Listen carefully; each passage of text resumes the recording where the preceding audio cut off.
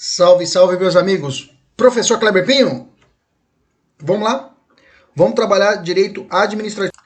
A administração indireta. Vamos começar com a questão. No ano corrente, a União decidiu criar uma nova empresa pública para a realização de atividades de relevante interesse econômico.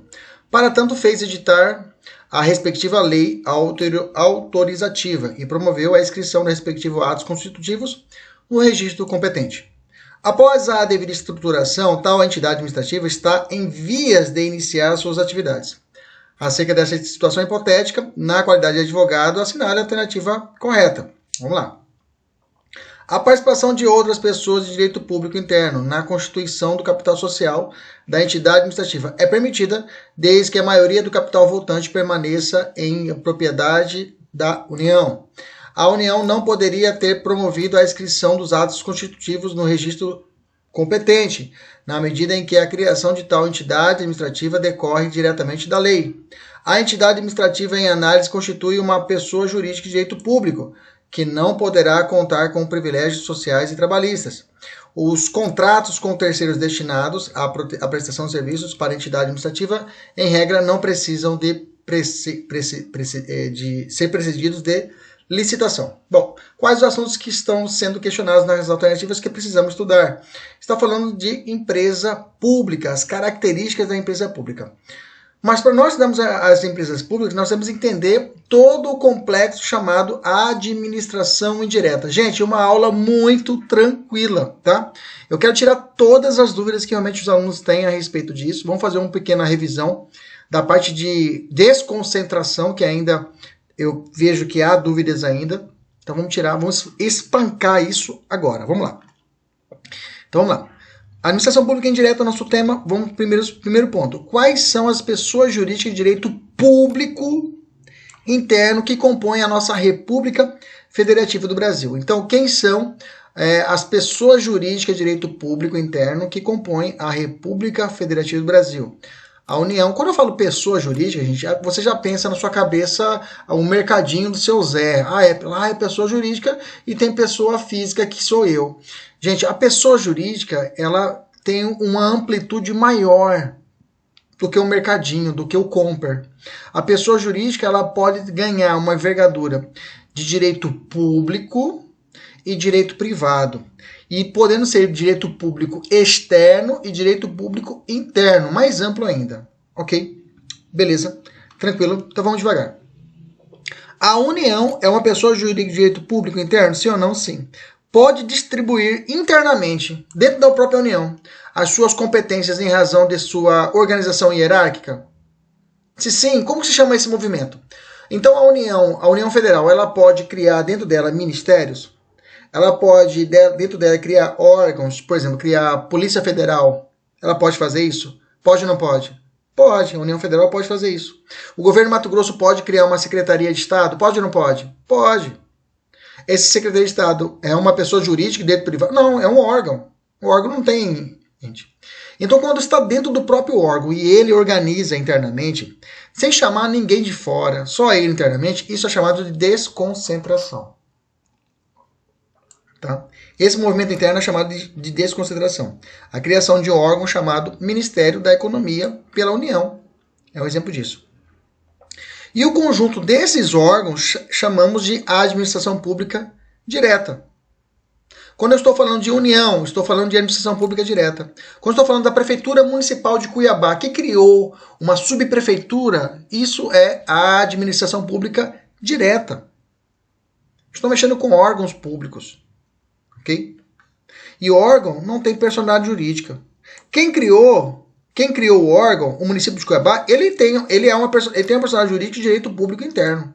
Mas a Secretaria Municipal de Cuiabá, ela não tem pessoa jurídica. Ele é um órgão. O órgão não tem personalidade jurídica. Ok? Beleza? Olha essa questão. Há órgãos públicos. Órgãos públicos são unidades, ficou perdido. Órgãos públicos são unidades de atuação administrativa com personalidade jurídica. O órgão não tem personalidade jurídica. Já matou a questão. O órgão não tem personalidade jurídica. Está errado. Vocês estão comigo? Beleza? Então tá, então vamos continuar. Ainda não estou satisfeito. Existe esse movimento de desconsideração dentro do município. Certo, certo. Me deu exemplo. Sim, no município de Cuiabá tem esse movimento de desconcentração, esse movimento interno de distribuir as competências internas do prefeito para as secretarias? Tem. Como, exemplo está aqui, ele cria uma subprefeitura, uma secretaria de obras. Entendemos isso?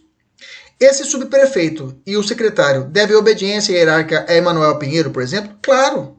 Isso a gente chama de obediência hierárquica. Então, entre os órgãos, eles devem obediência hierárquica àquele poder que criou, o prefeito de Cuiabá, por exemplo. Entendemos isso? Agora, a União pode, em vez de distribuir a sua competência internamente, ela pode distribuir externamente, fora dela, ou seja, para pessoas jurídicas criadas ou autorizadas por lei para este fim, ela passa a bola para frente. Sim, como é que chama esse fenômeno? Bom, primeira resposta, sim, ela pode distribuir externamente. Isso é chamado de descentralização.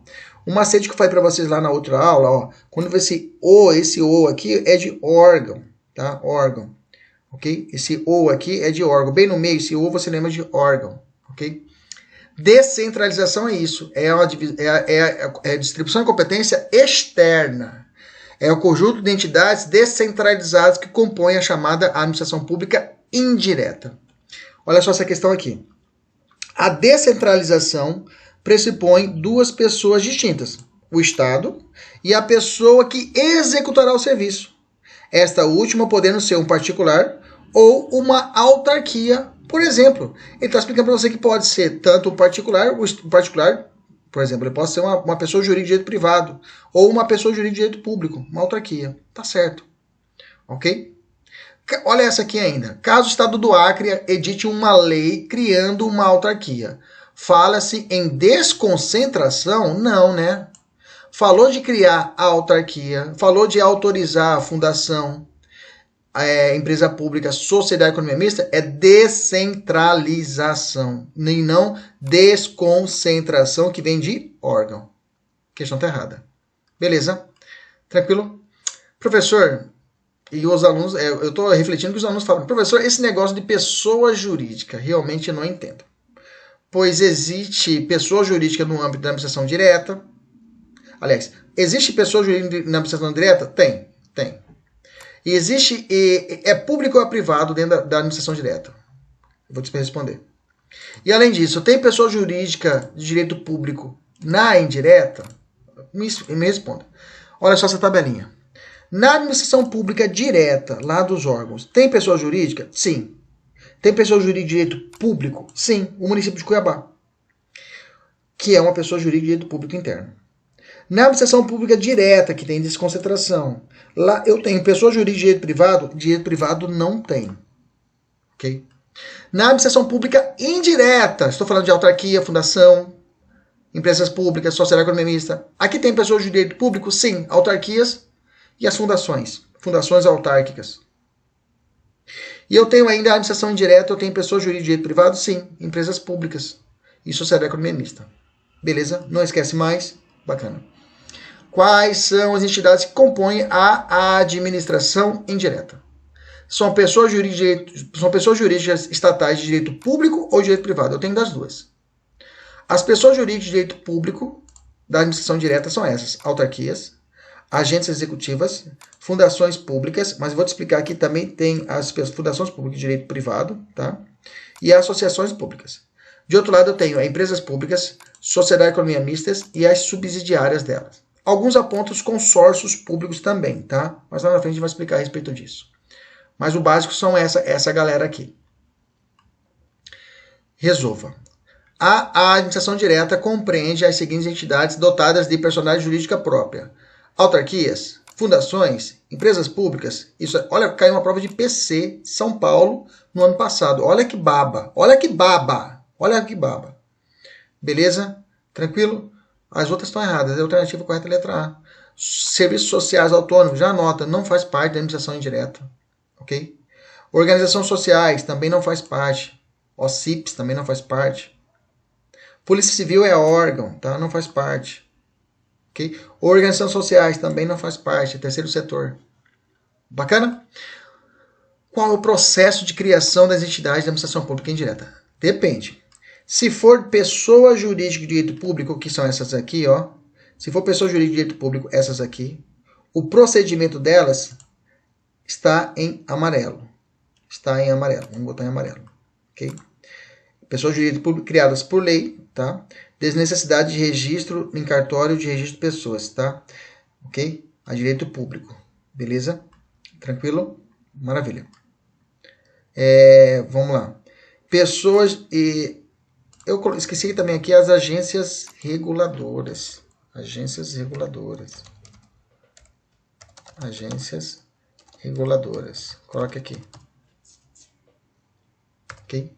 Que elas têm essência de pessoa, de autarquias ou de fundações, então fazem parte da administração pública de direito público. Pessoas de direito público. Ok? Agências reguladoras. Coloque aí. Beleza? Tranquilo? Maravilha. Tá faltando ela. Acrescenta aí. Então vamos lá, então ela tem esse procedimento. Agora, as pessoas de direito privado, ó, elas são pessoas de direito privado, vai ter uma lei autorizadora que vai criar ela, lei autorizativa, agora eu vou falar sobre isso. O executivo expede decreto de regulamentação, tá, de criação, daí pega a documentação, vai até um cartório de registro de pessoas, e aí ela nasce. Então, a de pessoa de direito privado precisa, o fim dela, para valer mesmo, para ter feito para o mundo, a gente chama de erga omnes, efeito erga omnes, ou seja, efeito para todos. Para ter esse efeito erga omnes, ela tem que ser registrada junto a um cartório de registro de pessoas, tá? As autarquias, por exemplo, não precisa disso. A própria lei já estabelece isso, ok? Vamos ver uma entidade por vez. Primeiro, autarquias. Autarquias, fundamento constitucional no artigo 37, inciso 19 da nossa Constituição, que também fundamenta as outras, né? Somente por lei específica poderá ser criada a autarquia. A autarquia, ela tem essa característica, ela é criada por lei específica. As demais serão autorizadas. Se eu tiver uma autarquia, falou autarquia, você já sabe.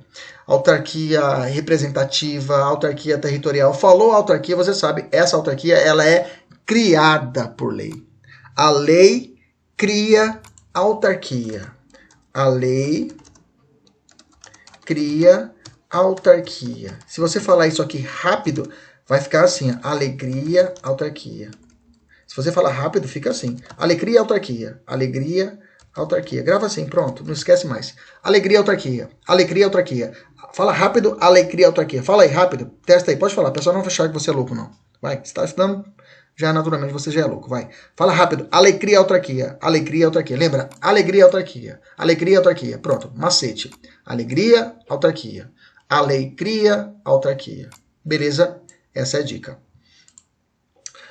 Qual o conceito de autarquias? Por que eu coloquei esse T do autarquias diferente? Para você lembrar que as autarquias, elas vão fazer funções típicas do Estado, tá?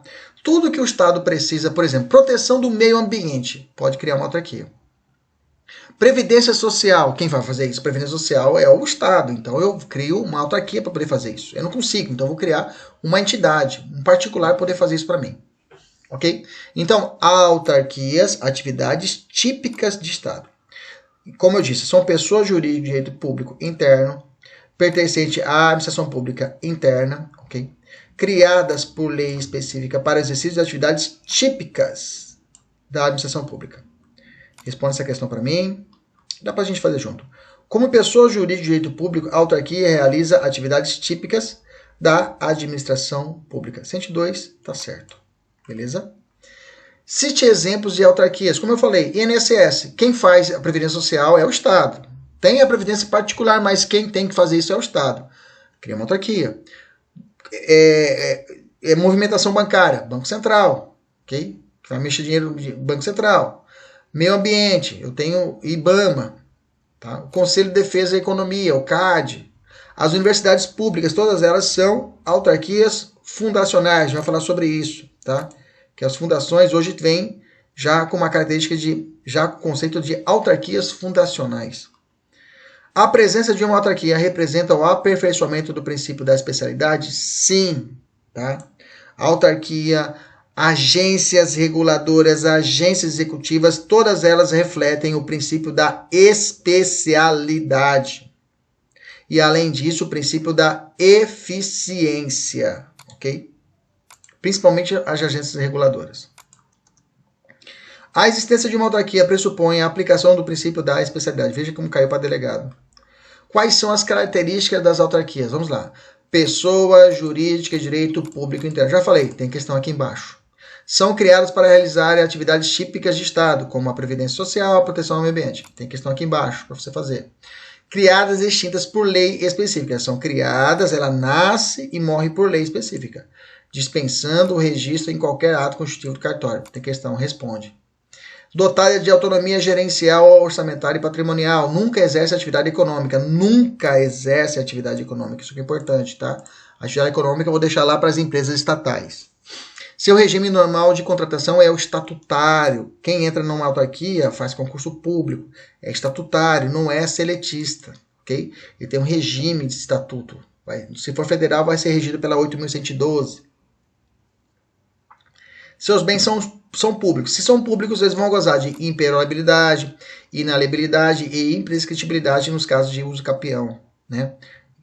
Praticam atos administrativos, possuem prerrogativas especiais da Fazenda Pública, prazo, e são em dobro para recorrer e contestar, né? E responder recursos, né? O prazo é em dobro. Inaplicabilidade do regime extinto familiar, ou seja, não sofrem falência, tá? Não sofrem falência, traduz aí. Não sofrem falência. Sofrem controle do Tribunal de Contas. Responsabilidade dela é objetiva e direta, tá? Não é subjetiva, é objetiva. Grifa aí. É vedada a acumulação de cargos dos seus funcionários. Pode acrescentar aqui na frente. Obedecem o teto constitucional. Escreva aqui. Obedecem o teto constitucional também. Não tem capacidade legislativa. Eles não fazem lei, não têm força de lei. Devem realizar concurso e licitação pública. Seus dirigentes ocupam cargos em comissão de livre provimento e exoneração. A prescrição das ações é igual à do serviço público, é de 5 anos, ok? Não estão subordinados hierarquicamente à administração pública direta, mas sofrem controle finalístico. Veja, não tem obediência hierárquica, por exemplo, do Prefeitura de Cuiabá com a subprefeitura. Ali tem obediência hierárquica. Aqui não tem. Aqui eles sofrem um controle finalístico, é tipo como se fosse uma corregedoria fora. Uma supervisão do poder concedente, ok? Beleza? Vou responder essa daqui. Uma autarquia é uma pessoa jurídica de direito público, criada somente mediante lei específica, que, embora não tenha subordinação hierárquica com a entidade que é a criar, submete-se à ordem federal da supervisão ministerial. Bateu, tá certo a questão. Beleza? Responde essas outras duas. Quais são as espécies de autarquias? Tá? Aqui é uma matéria doutrinária, tá? Mas é bom para a gente abrir a cabeça. Autarquias administrativas ou serviço. Então, são aquelas autarquias comuns, dotadas de regime jurídico ordinário, INSS, IBAMA. Eu tenho as especiais, tá? As especiais caracterizam pela existência de determinadas peculiaridades, diferente das comuns, por isso que é especiais, tá? Com uma mais acentuada autonomia. Por exemplo, autarquias especiais de estrito senso, Bacen, o Banco Central, Sudene, agências reguladoras, vamos ver lá na frente, a Anatel, a Ancine, a Anvisa. Autarquias fundacionais, tá? Essa aqui são as fundações. As fundações públicas, numa classificação moderna, são chamadas de autarquias fundacionais, porque os seus bens são afetados. Afetar quer dizer direcionar, selecionar, separar. Não, isso aqui vai para isso. Quando estou afetando, estou dando uma obrigação, uma obrigação pública para aquele bem. Ou melhor dizendo, obrigação não, uma destinação. Esse bem vai ser feito para isso, ok? Depois a gente vai falar mais embaixo. São conhecidas como fundações públicas. Todas as universidades federais e estaduais são fundações autárquicas, autarquias fundacionais.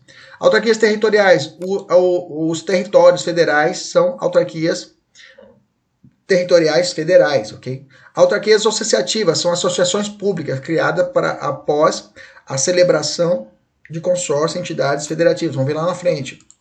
Autarquias corporativas é o CRM, o CRO, o CREA, Tá? Todos esses são autarquias corporativas e hoje, inclusive, são obrigadas a fazer concurso público. Tá? Esse é o Madin 1717 que julgou o Supremo. Além disso, a OAB não é autarquia. Tá? Ele perdeu o status de autarquia. A OAB é uma pessoa jurídica, tem prerrogativas, mas ela não é considerada uma autarquia. Cuidado com a OAB, ela não é autarquia. Vamos falar sobre as fundações. Como eu disse, as fundações, para a atual classificação, são consideradas autarquias fundacionais. Tá? Mas vamos entender ela em particular. As fundações é um patrimônio afetado, ou seja, destinado à realização de um fim, possuindo para essa razão personalidade jurídica própria, distinta de seu instituidor. Desse modo, o instituidor da fundação destaca um determinado patrimônio, dinheiro, imóveis, créditos, declarando que esses bens, ou seja, patrimônios, serão utilizados para a realização de um fim objetivo. Gente, a fundação, ela nasceu lá no direito civil, ela é do âmbito civil, só que aí a administração pública começou a utilizar ela também. Por exemplo, a Fundação Xuxa Meneghel, a Xuxa, destinou parte do patrimônio dela para um fim específico. Por exemplo, ajuda às crianças carentes. E criou a Fundação. Fundação Xuxa Meneghel. Fundação Bradesco. Fundação Ayrton Senna. São fundações criadas pela lei civil, destinando determinado patrimônio. Ela vai ter a sua vida própria, ok? Tem personalidade jurídica própria, mas ela é destinada para determinado fim, mas privado. Ok? Existe essas fundações privadas. Mas existem as públicas, ok? As públicas depois, com o tempo, começou a se utilizar as públicas também. Só que as fundações públicas, elas podem ser de direito público ou direito privado, tá? Toma cuidado. Esse é um atual entendimento do STF, tá?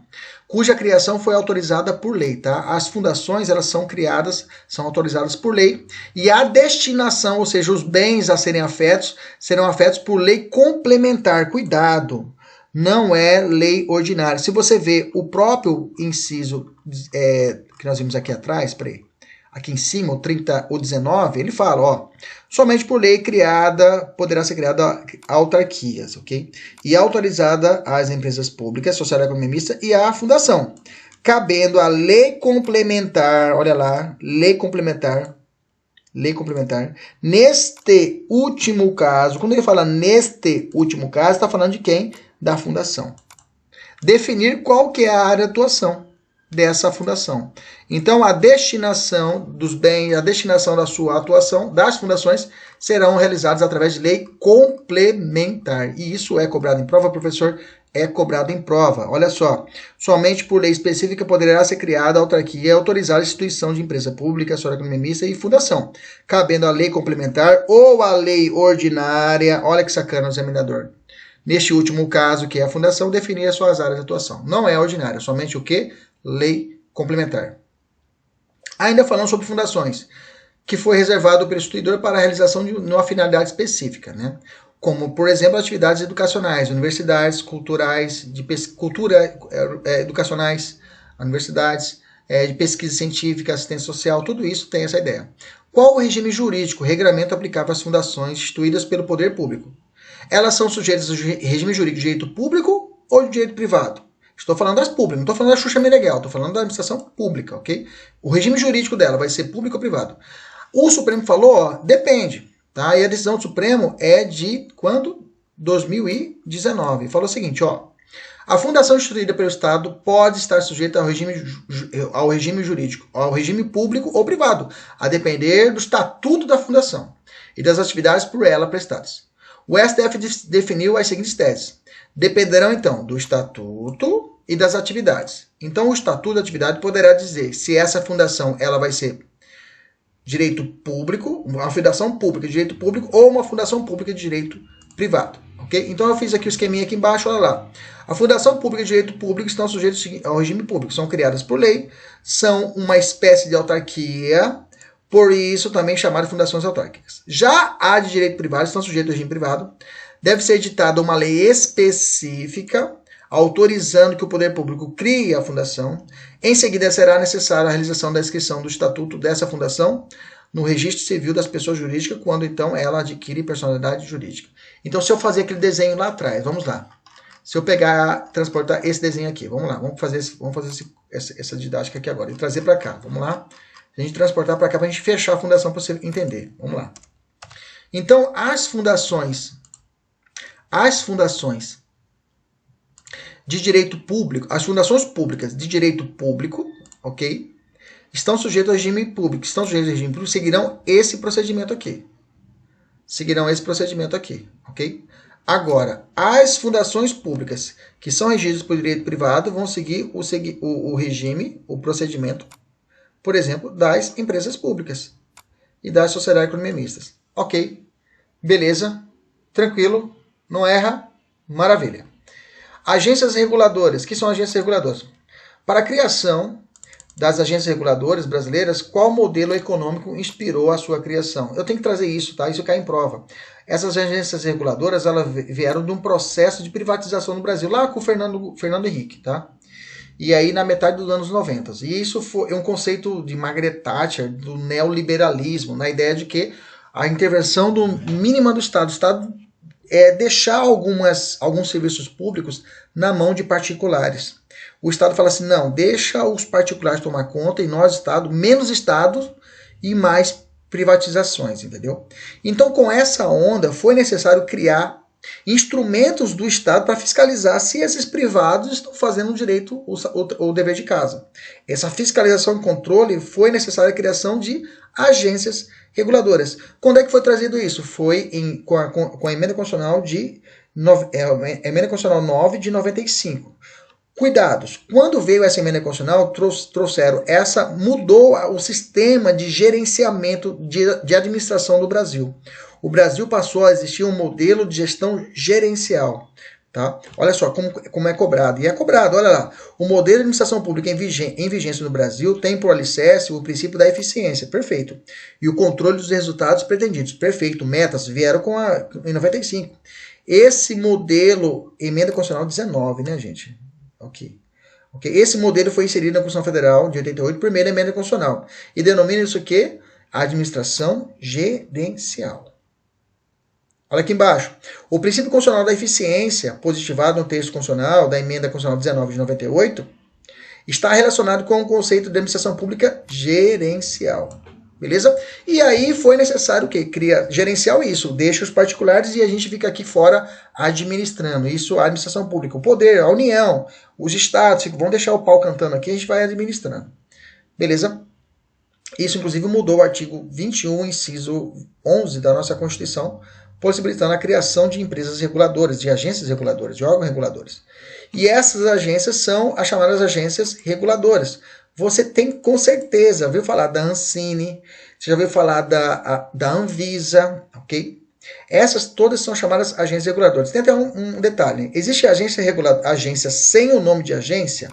Sim, tá? A Comissão de Valores Monetários Imobiliários é uma agência reguladora, tá? De valores imobiliários, só que é da Bolsa de Valores, mas ela não tem nome de agência. E tem agência, mas não é agência reguladora, a BIM. A BIM é a Agência Brasileira de Inteligência, que está vinculada ao Presidente da República. Não é agência reguladora. A Agência Espacial Brasileira também não é. Okay? É uma autarquia comum. A Agência de Promoção e Exportação do Brasil, a Apex, okay? Que é um serviço social autônomo, também não é agência. Ok? Beleza? Quais as características das agências reguladoras? É muito característica a agência reguladora. Olha só. São autarquias com regime especial. Por quê? Possuem todas as características jurídicas das autarquias, das comuns, mas delas diferenciando em duas peculiaridades em seu regime jurídico. Por isso que são chamadas autarquias especiais. Por exemplo, qual é a diferença dessas autarquias para as autarquias comuns? Tá? Olha só essa questão. As agências reguladoras são espécies de empresas públicas. Não é empresa pública, né? Não é empresa pública, né? São espécies de autarquias. Errado. Beleza? Bom, o que diferencia de uma autarquia do INSS para a agência da Ancine? Lá os dirigentes são estáveis. Não são de livre exoneração e livre nomeação. Ou seja, o cara não dorme dirigente e amanhã já está fora do cargo. Não. Aqui tem mandatos do cara. Ao contrário das autarquias comuns, em que os dirigentes ocupam cargos em comissão, ou seja, dorme chefe depois, no outro dia já está fora, que são exoneráveis livremente, nas reguladoras isso não acontece, tá? Onde a perda do cargo dos caras tem que só acontecer em 3 situações. Ou ele desiste, ok? Ou em caso de condenação judicial transitada julgado, ou por infringência de qualquer vedações, ok? Quais vedações que são? Do artigo 8b, por exemplo, receber qualquer título sob qualquer pretexto, honorários, percentuais, custas, exercer qualquer outra atividade profissional, participar de sociedade simples, emitir parecer sobre matéria de sua especialização, ainda que em tese, ou atuar como consultor de empresa, exercitar atividade sindical, exercitar atividade político-partidária, estar em situação de conflito de interesse. Tudo isso é motivo para poder mandar o cara embora da dirigência, ok? Mas é claro, vai ter que ser aberto um processo administrativo com um devido processo legal. Esses dirigentes ainda têm mandatos fixos, tá? E variam de 3, 4 a 5 anos, ok? Além disso, esses dirigentes têm a chamada quarentena. O que é quarentena? Não é quarentena de 40 dias, tá? Pelo período, depois que ele saiu do cargo, terminou o mandato dele de 3 anos, por exemplo, ele vai ficar 6 meses recebendo sem trabalhar. Isso mesmo. Terminou o mandato, ele fica 6 meses à disposição, quietinho, não faz nada, ok? Ele não pode também ser contratado para nenhuma outra empresa. Imaginemos que o cara trabalhou na Agência Reguladora de Telecomunicações, ok? O cara sabe tudo sobre Vivo, Brasil Telecom, sabe tudo os esquemas, tá? O cara foi dirigente da agência reguladora. E aí acabou o mandato dele. É claro que a Vivo vai querer contratar o cara. O cara sabe tudo. Só que aí, por 6 meses, ele não pode ser contratado por nada. Mas para poder garantir isso, ele vai ter uma remuneração compulsória, ok? Quando acontece isso, atividade ou prestar qualquer serviço no setor regulado, como eu falei, pela respectiva agência por período de 6 meses, contados da exoneração ou do término do seu mandato, ok? Inclui-se ainda nesse período eventuais períodos de férias não gozadas, tá? Se ele não gozou nenhuma férias, ainda continua essa quarentena. Durante o impedimento do ex-dirigente, ficará vinculado à agência fazendo jus à remuneração, já falei. Aplica-se o disposto no artigo ao ex-dirigente exonerado a pedido, tá? Se ele pediu para sair, assim mesmo ele vai ter que ficar de molho 6 meses. Então, quais são as hipóteses? Pediu para sair, tá? Se já tiver cumprido pelo menos 6 meses do seu mandato. Assim, aplica-se o disposto no artigo ex-dirigente exonerado a pedido, se esse já estiver pelo menos 6 meses do mandato. Então, se ele já estiver, ele pediu para sair, perfeito? Aí quanto tempo você ficou lá? Ah, fiquei 6 meses. Beleza, então você vai ficar mais 6 meses aí de molho. Ah, quanto tempo você ficou? 2 meses. Ah, então tá, pode ser contratado amanhã para Vivo. Ok? Beleza? Professor, e se ele desobedecer? E se ele for trabalhar para os outros? Poderá responder pelo crime de advocacia administrativa. Ok? Beleza? Tranquilo? Maravilha. Vamos evoluir. Olha só essa questão, vamos fazer juntos. Ó. Por mais impopular que seja uma decisão embasada por estudo técnico dos seus servidores, os dirigentes não poderão ser exonerados à vontade do chefe do executivo. Quem que é esse cara que tem essa possibilidade de não ser exonerado? O dirigente. O dirigente do quê? Das agências do órgão autônomo, empresa pública, sociedade economista, fundações ou da agência reguladora? Agência reguladora. Beleza? Alternativa, letra E de elefante. Outra característica das agências reguladoras é o poder normativo. Direto você vê, saiu uma regulamentação da Anvisa, da Anatel, sobre a telefonia, né? Sobre as empresas, aquelas que a ANAC, né? A ANAC trabalha as situações da aeroportuários. Então, eles têm a sua regulamentação. Só que essa regulamentação não é lei como é feita no legislativo, tá? Então, não são regras gerais, abstratas, impessoais, imperativas, igualzinho uma lei. Não pode contrariar regras do legislativo, tá? São dotadas de competência para ditar regras disciplinando o respectivo setor de atuação. Eles determinam as regras. Ó, peso, você tem aquela regulamentação quanto à bagagem, né? É uma bagunça, porque são várias decisões que foram feitas lá pela agência reguladora que você não entendia. Pô, tem que pesar a bagagem vai lá em cima, vai lá embaixo? Não está na lei, está na regulamentação dessa agência reguladora. Ok? Beleza? Não se trata de competência técnica, não se trata de tecnicamente de competência regulamentar, como eu disse, como é feito pelas normas, tá? Pois a edição de regulamentos cabe ao chefe do executivo, que pode ditar através do poder normativo. Alto grau de especialização no setor técnico. Óbvio, né? Você vai tomar conta das grandes empresas, tem que ter esse alto grau de especialização. Beleza? Vamos evoluir. Agências executivas. Professor, quem são agências? Agências reguladoras, já entendi que são autarquias, ok? Entendi que são autarquias, beleza? São autarquias com regime especial. Quem são as agências executivas? Agências executivas é mais difícil a gente encontrar, porque elas se encontram apenas no âmbito federal. Aqui eu posso ter agências reguladoras no âmbito estadual, municipal e distrital. As executivas somente no âmbito federal, tá? Elas são compostas por autarquias ou fundações, tá? Autarquias ou fundações, constante lá na 9.649 e de 98, que trata disso, dessa lei. Ele reflete o princípio da eficiência. O que é essas agências executivas? São autarquias que falam o seguinte, ó, eu quero assinar com você, ou uma fundação, uma universidade, fala, olha, eu quero trazer para vocês aqui um treinamento especial para vocês, para melhorar as metas do seu órgão, tá? Vocês querem, aí o Secretaria de Cuiabá, aliás, o Ministério da Fazenda, vocês estão precisando aí de um treinamento especial, eu tenho aqui, vamos fazer um contrato de gestão aqui, nós, da Universidade Federal, para poder fazer um contrato com você para treinar os seus funcionários, para treinar o Ministério da Fazenda a ser o melhor atuante, para melhorar as metas. Então é como se fosse um contrato de prestação de serviço. Nesse caso, essas autarquias elas vão receber essa blindagem. Ó, vocês a partir de agora são agências executivas. Tá? A ideia basicamente consiste de um lado a incrementar a autonomia da entidade por meio de acréscimos orçamentários, especialmente por instituir metas a serem alcançadas de um determinado laço temporal, ok? Essas agências executivas são consideradas uma nova pessoa jurídica? Não, é a mesma que recebem essa qualificação de agência executiva. É uma autarquia que recebe essa promoção de agência executiva. Elas são definitivas? Essa promoção fica... Não. É temporária, tá? Enquanto durar o contrato de gestão, se não houver prorrogação, a autarquia ou a fundação volta a assumir assumir os contornos do seu tipo depois de passar o prazo desse contrato de gestão. Onde é que está isso? Artigo 37, parágrafo 8º da Constituição. Beleza? Cuidado, as agências... Desculpa. As agências executivas, ela tem um prêmio, tá? O que é o prêmio? Na Lei 866 de 93, que trata da Lei de Licitações, regula geral, ela tem as hipóteses de dispensa de licitação lá, tá?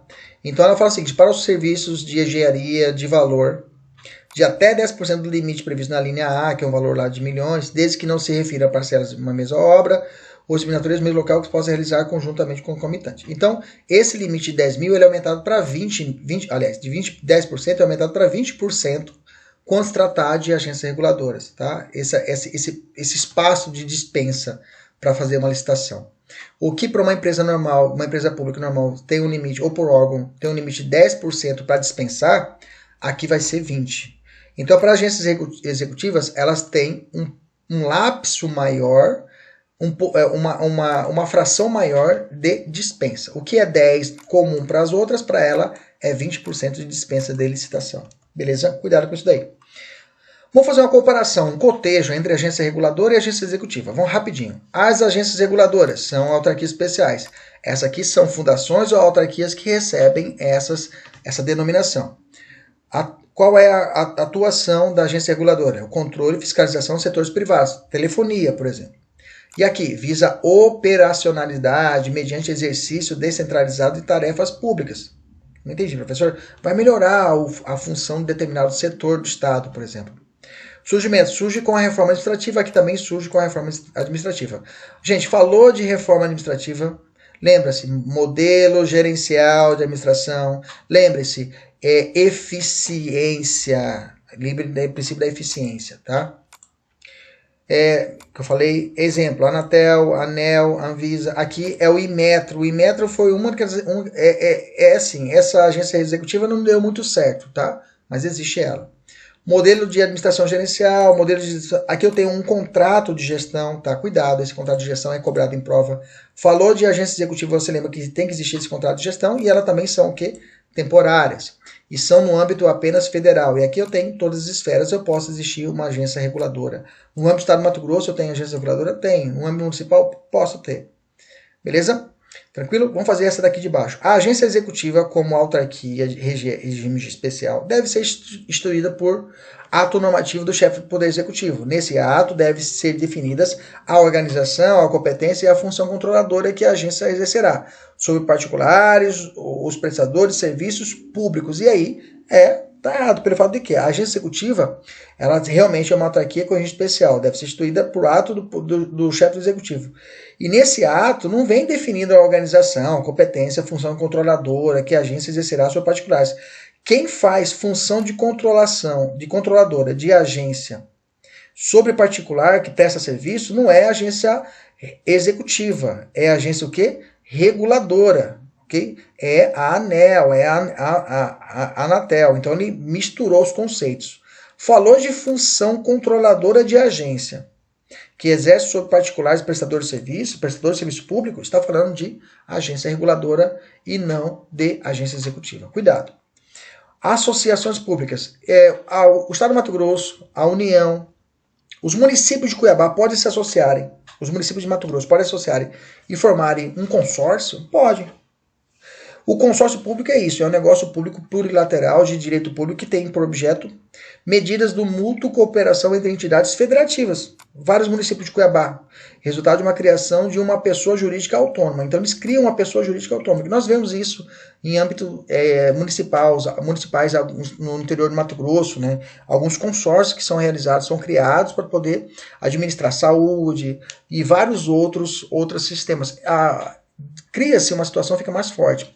Só que quando eles se reúnem, eles criam uma pessoa jurídica. Nasce uma pessoa jurídica autônoma, de vida própria. Okay? E essa pessoa jurídica pode ter natureza de direito privado ou de direito público.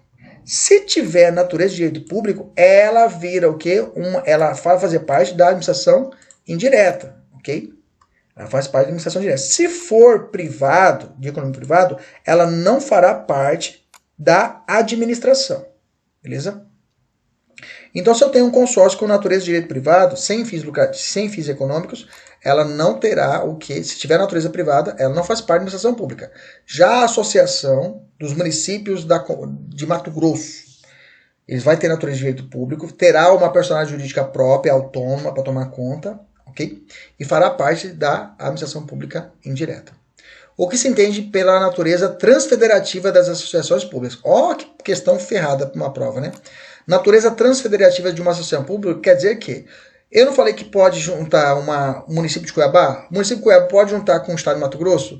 Pode criar um consórcio, uma associação do município de Cuiabá com o Estado de Mato Grosso e a União Federal? Pode. E nesse caso, ao mesmo tempo, ele terá uma natureza federal, estadual, municipal, integrando todas as esferas federativas das pessoas concessionadas. Então, se eu tiver misturado, então essa associação ela vai orbitar por todas essas entidades, mesmo ela vai ter natureza de direito público, mas ela terá essa natureza jurídica transfederativa, que ela vai estar em vários municípios, em vários outros entes federativos, ok? Beleza? Beleza. Essas partes, agências reguladoras, é só para a gente ter a noção realmente que existe em prova. Agora a gente vai para uma parte ferrada que é muito cobrada em prova. Eu quero a sua total atenção, que são as empresas estatais. Vamos embora. Empresas estatais é o gênero. Empresa estatal é o gênero. É o gênero que eu tenho duas espécies, chamada empresa pública e sociedade de economia mista. Primeiro ponto é esse. As empresas estatais, elas podem... Estou falando das empresas públicas e estou falando da sociedade economista. Elas podem ser de duas espécies. Elas podem ser prestadoras de serviços públicos, mas o mais comum elas explorarem a atividade econômica. Veja, só é permitido o Estado, digamos assim, o Estado que eu falo, a administração pública. Nesse caso, a indireta, que é a administração pública, mas é indireta. De tomar conta, de mexer com a situação do privado, do particular, ok? Meter o dedo, explorar a atividade econômica, só poderá em dois requisitos. Quando ocorrer imperativos de segurança nacional ou relevante interesse coletivo. Por exemplo, banco é relevante interesse coletivo? Sim. Então, por isso eu tenho a Caixa Econômica e eu tenho o Banco do Brasil. Beleza? Mas imaginando uma situação. digamos aqui em Cuiabá, está um boom no mercado quanto ao condomínios, né? Ah, condomínio, tá, agora o negócio é condomínio de luxo. Aí o município de Cuiabá pensa o seguinte, vamos criar uma empresa pública.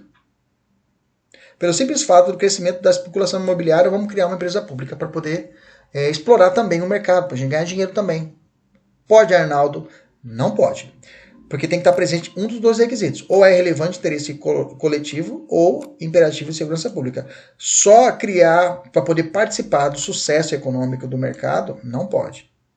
Beleza? Tranquilo?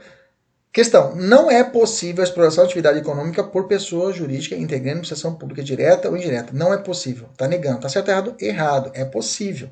É possível que a sociedade de economia mista ou empresa pública pode, sim, explorar a atividade econômica desde que atendam ou o imperativo da segurança pública, segurança nacional, ou o relevante interesse coletivo. Empresas públicas, vamos falar da espécie. Qual o conceito? São pessoas jurídicas de direito privado, não falamos lá atrás, agora só privado, tá? Criadas por autorização legislativa, por uma lei específica, ok? Com totalidade de capital. Veja, não é criada por lei, é criada por autorização. Cuidado. A única que é criada por lei é a autarquia. Com totalidade de capital público, ou seja, 100% do dinheiro tem que ser público. E regime organizacional livre, ou seja, ele pode ser uma sociedade de economia mista, pode ser uma sociedade anônima, pode ser uma sociedade limitada, como dita por ações que são as espécies de empresariais. E é regulada pela Lei 13.303 de 2016, que regula todas as empresas estatais, tanto ela como a sociedade de economia mista. Professor, dá exemplo, tá aqui uma porrada, tá? Tudo isso aqui é exemplo de empresas públicas. Empresas brasileiras de Correios e Telégrafos, viu, gente? Isso aqui é queridinha, ok? ECT. Isso é queridinha. Sempre eles cobram ECT. Vamos lá. São criadas por autorização legislativa. É a mesma coisa criada por lei específica? Não, tá? Sempre que você encontrar na Constituição a locução mediante autorização legislativa, é porque a formação de instituição de entidade submete a um procedimento distinto da simples criação por lei. Ok?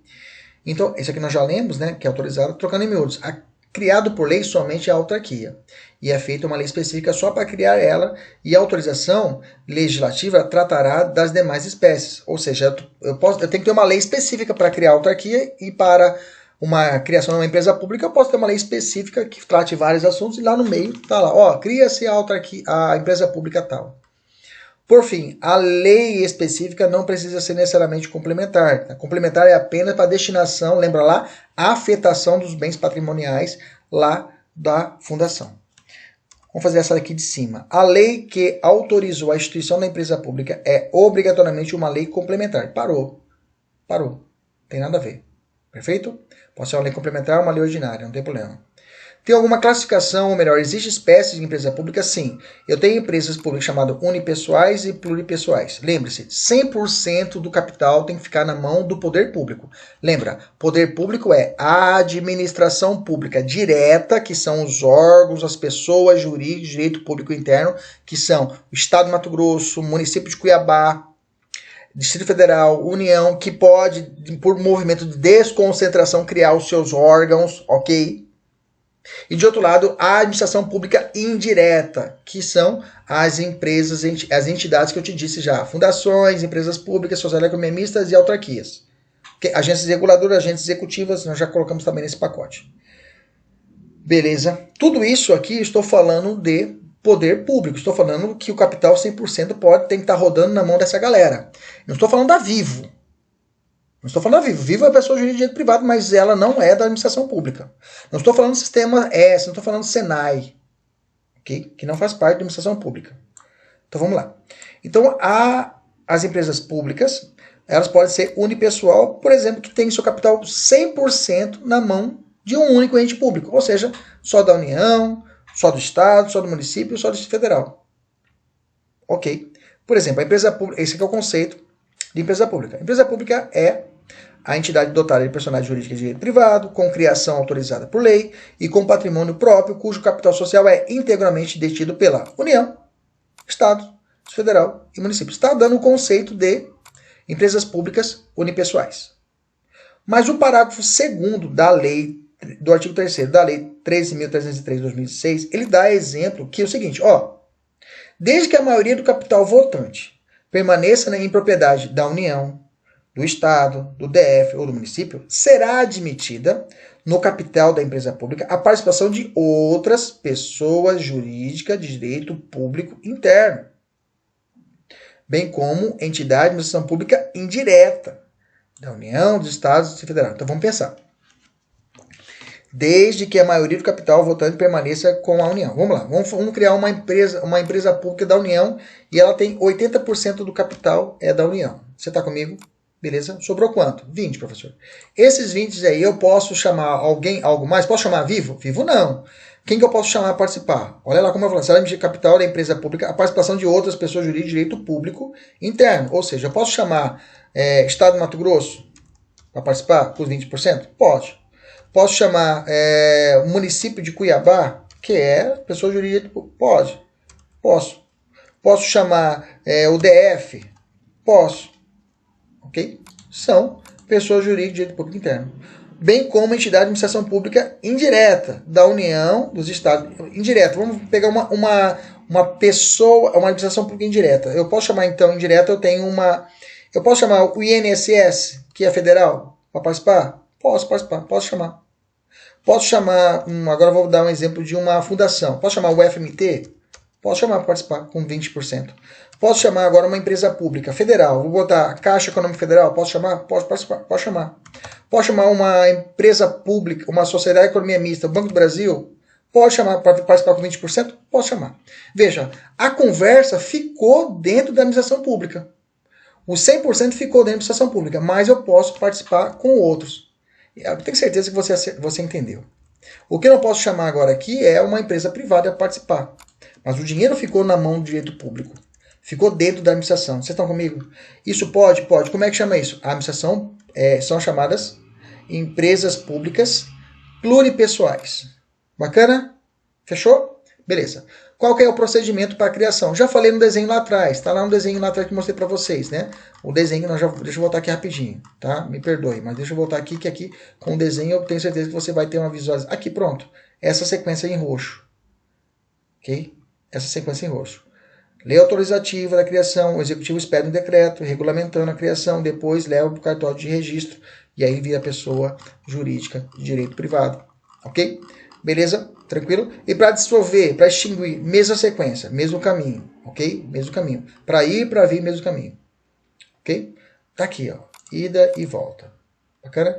Existe alguma forma de organização empresarial que deve ser utilizada na sociedade anônima limitada? Ok? Não. Existe alguma forma de organização empresarial que deve ser utilizada na empresa pública, né? Tá errado aqui. Empresa pública. Estou estudando empresa pública, não estou falando cidadã, não. É na empresa pública. Ah, tá, entendi, quis dizer. Entendi. Viajei. O que eu quis dizer? A empresa pública, tá certo, gente, eu que viajei. Ela tem que ter alguma forma especial ou tem que ser uma sociedade anônima limitada. Por exemplo, a sociedade anônima ou uma empresa ou uma sociedade limitada. LTDA, uma sociedade limitada. Ou uma comodita por ações. São espécies. Eu já falei lá atrás que não é preciso, é livre, né? É livre, podendo optar qualquer uma delas. Quem julga os processos envolvendo o seu nome? Estou falando de empresas públicas, Justiça Federal, tá, gente? Caixa Econômica, quem vai julgar é a Caixa Econômica, é a Justiça Federal, beleza? Existem similitudes em empresas públicas e sociedade de economia mista? Já vou adiantar. Nós estamos falando só da empresa pública, né? Beleza? Deixa eu dar um passo já e já falar da sociedade de economia mista, o que tem de igual, porque aí fica mais fácil e já ganha um tempo. Okay? O que tem de semelhança entre a sociedade de economia mista e as empresas públicas? Vamos lá. Natureza jurídica das duas são idênticas, são pessoas jurídicas de direito privado, isso não tem mistério. Okay? Resolva já essa questãozinha aqui embaixo. Elas sofrem controle do Tribunal de Contas? Sofrem. Regime de contratação do pessoal, seletista, com exceção dos seus dirigentes, ok? Porque são de livre nomeação. O que são seletistas? Eles são regidos pelo CLT, tá? Eles são chamados de empregados públicos. Esses empregados públicos não possuem estabilidade igualzinho um servidor de uma autarquia do INSS ou da Universidade Federal.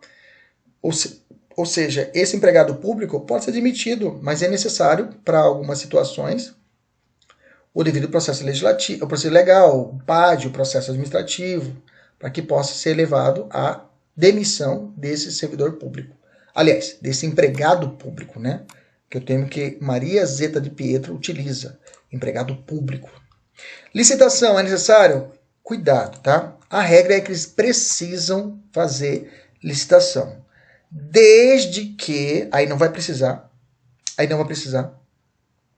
desde que não se trate de contratação de bens e serviços relacionados diretamente com as suas atividades finalísticas. Se for atividade finalística, não precisa fazer licitação. O que é uma atividade finalística, professor? Por exemplo, qual é a finalidade do Banco? Do Banco do Brasil?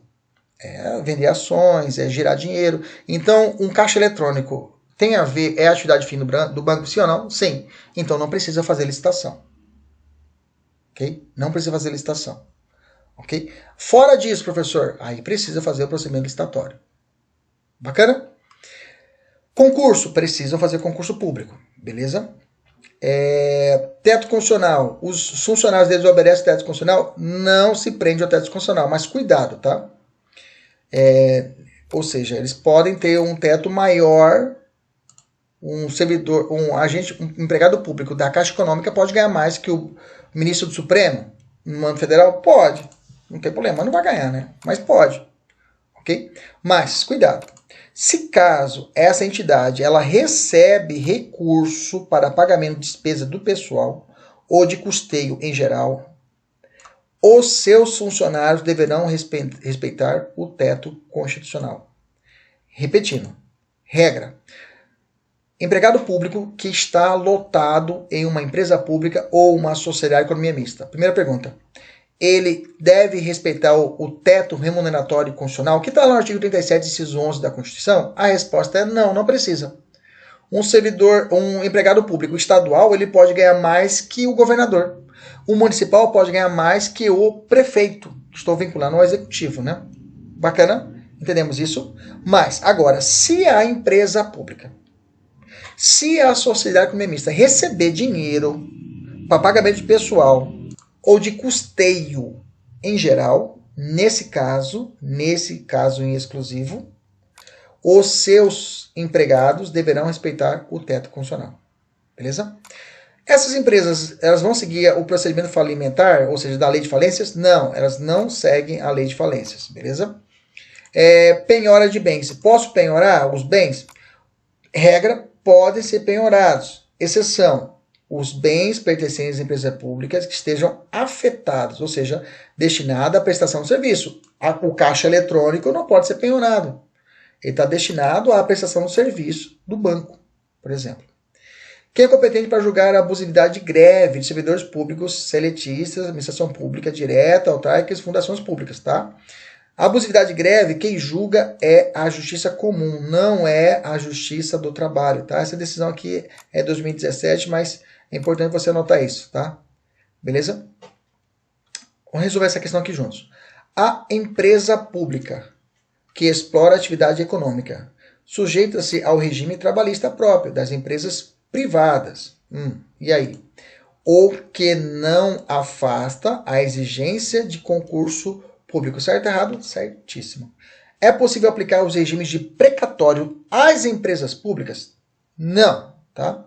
Não submetem ao regime precatório as empresas públicas dotadas de personalidade jurídica de direito privado com patrimônio próprio e autonomia administrativa, que exerce atividade econômica sem um monopólio de finalidade lucrativa, ok? Desde que seja exerça atividade sem monopólio e com finalidade lucrativa. Aí não serão processados mediante precatório. Precatório, o que é precatório, professor?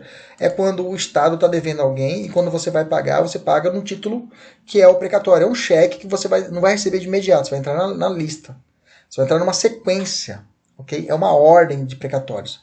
A pergunta é, aplica-se, o empresa pública pode usar disso? A regra é que não, tá? Não se pode submeter a regime precatório.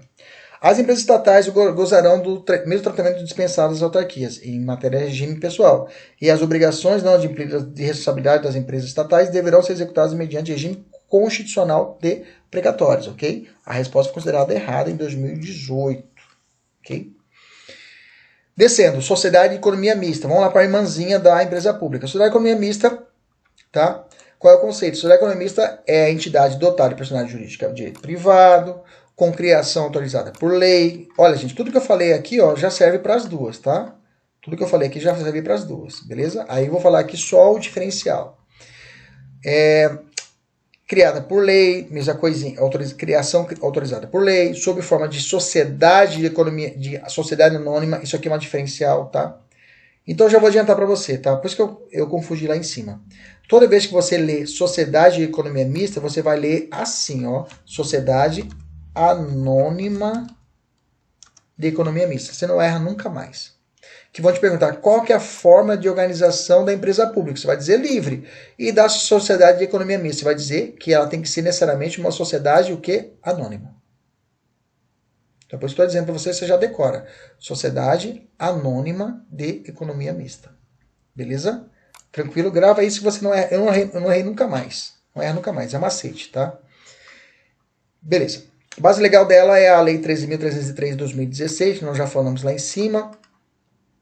Tá? Capital da empresa pública totalmente é público e aqui a maioria do capital votante é público. Então, aqui pode ter particular? Pode. Fora da administração? Sim. Mas, por exemplo, se eu tenho um capital de 100%, 50% mais um, ou seja, a maioria, deve ser capital público, tem que ser dinheiro público. Beleza? O regime de precatório é aplicável sobre a economia mista? Gente, o que eu falei, tudo de servidor, tudo que eu falei para vocês aplica para ela. Já falei isso, né? Não vou repetir. Ó, pode sim. O precatório é possível a aplicação na sociedade de economia mista, diante de dois requisitos. Ela deve ser prestador de serviço público, ou seja, não pode estar explorando atividade econômica, que é mais difícil, tá? E na natureza não concorrencial. Se ela tivesse dois requisitos, ela pode utilizar do precatório para poder pagar quem ela deve. Ok? Eu tenho ainda as empresas subsidiárias e a controladas, ok? As empresas subsidiárias, você fala, não, é uma filial de uma autarquia. Aliás, autarquia não, perdão. É o filial de uma empresa pública. É a filial de uma sociedade de economia mista, ok? As subsidiárias. As subsidiárias é feito assim, depende de autorização legislativa em cada caso, a criação de subsidiárias das entidades mencionadas no inciso anterior, assim como a participação de qualquer delas em empresa privada.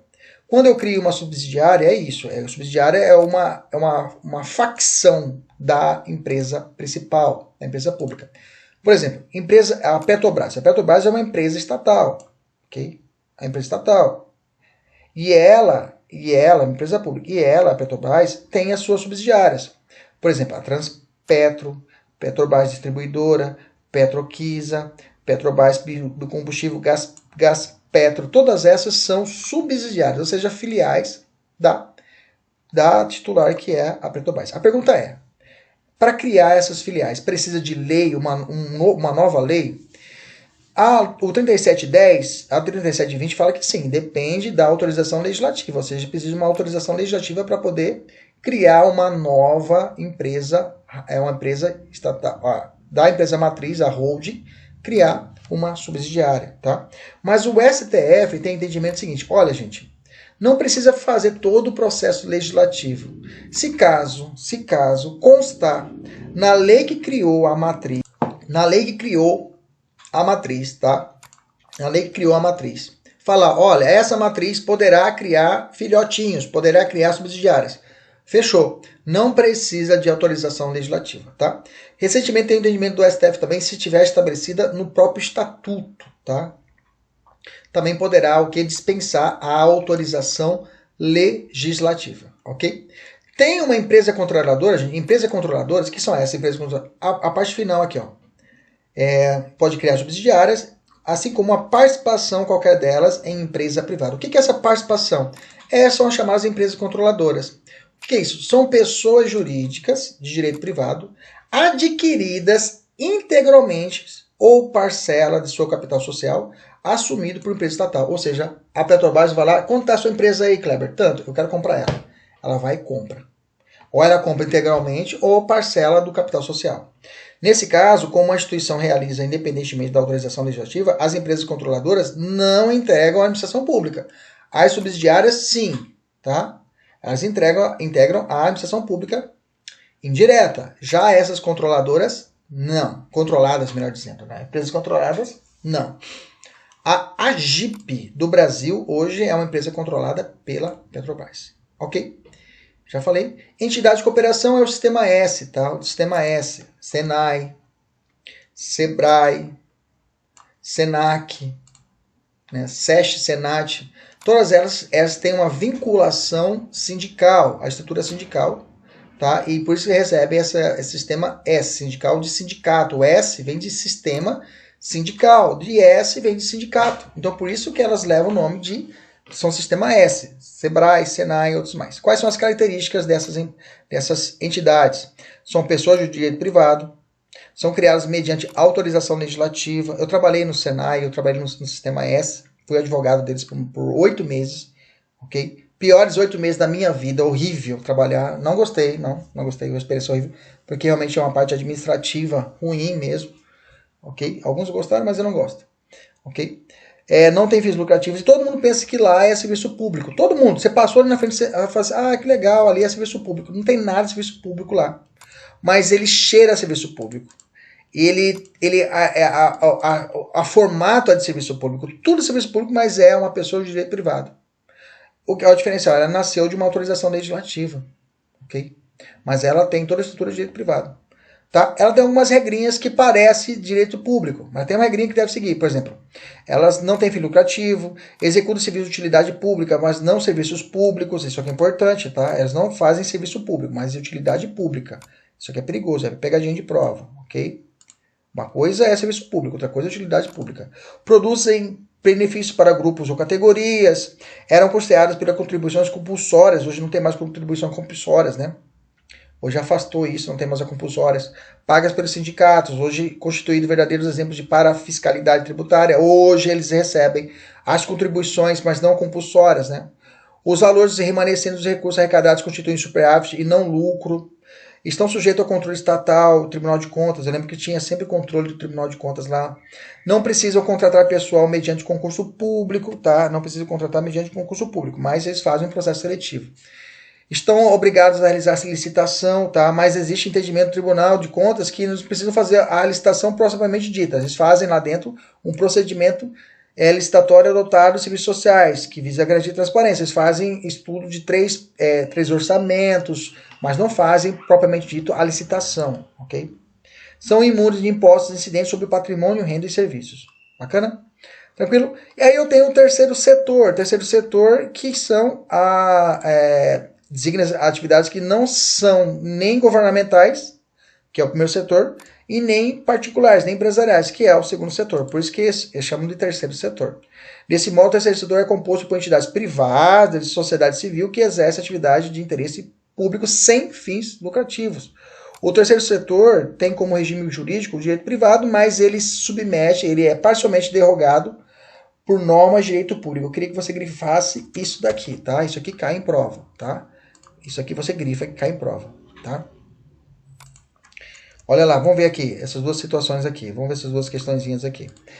Os serviços sociais autônomos, por possuírem personagem jurídico de direito público, são mantidos por dotações orçamentárias ou por contribuições parafiscais. Parafiscais está falando de sindicato.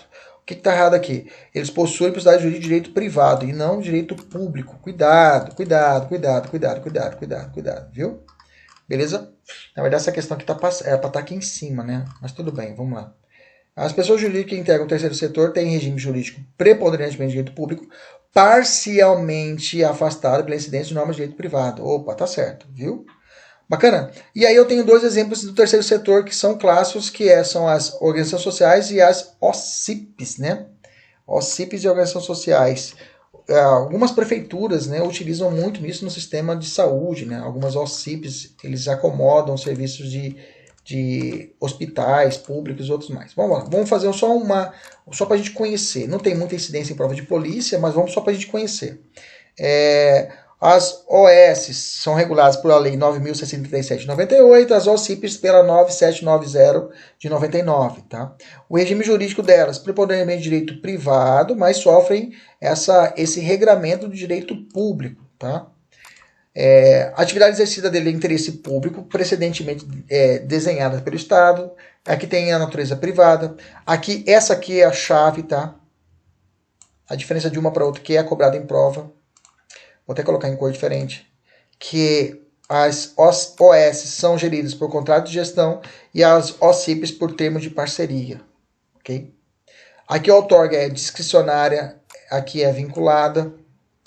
Aqui depende de aprovação do Ministério do Estado, ligados à área de atuação de identidade. Aqui depende do Ministério da Justiça, outorga pelo Ministério da Justiça. Aqui o contrato de licitação é dispensado, aqui não há previsão de contratação direta por licitação.